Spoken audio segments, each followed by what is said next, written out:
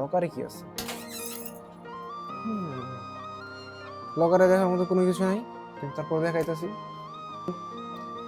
এইটা এটা হচ্ছে আমার ছোট্ট একটা ব্যাংক, যেটা আমার শান্ত ভাই গিফট করছে। গিফট করতো না, মানে আমি অনেক জ্বালাতন করতে তারপর এটা আমি নিছি।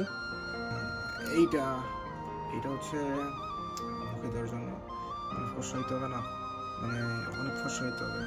তো গরমের মধ্যে কাজ করলে তখন ফেস একদম অয়েলি হয়ে থাকে, তো এটাতে একটু ওয়াশিং করলে একটু ভালো হয়ে যায়। বাংলাদেশে যাওয়ার জন্য সবচেয়ে ইম্পর্টেন্ট একটা জিনিস আছে, সেটা হলো পাসপোর্ট আছে, আর কিছু নেই। বাংলাদেশে যাওয়ার ইচ্ছা আছে কিনা আমি জানি না, কারণ আমি যখন চিন্তা করি যে না বাংলাদেশে যাব, তখন আমি খুঁজে পাই না যে কবে যাব।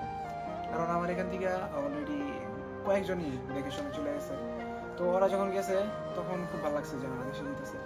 যখন আমি ওদের ভ্যাকেশন দেখি, এরপর আমি আমার পরিস্থিতি দেখি যে আমি কোন পরিস্থিতিতে আছি, আমার যাইতে কতদিন সময় লাগতে পারে, তখন আমি সত্যি জানি না যে আমি কবে যাব।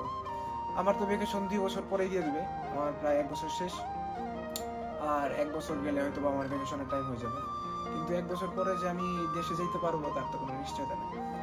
সেটাই বলতেছিলাম যে আমি জানি না যে আমি দেশে কবে যাব।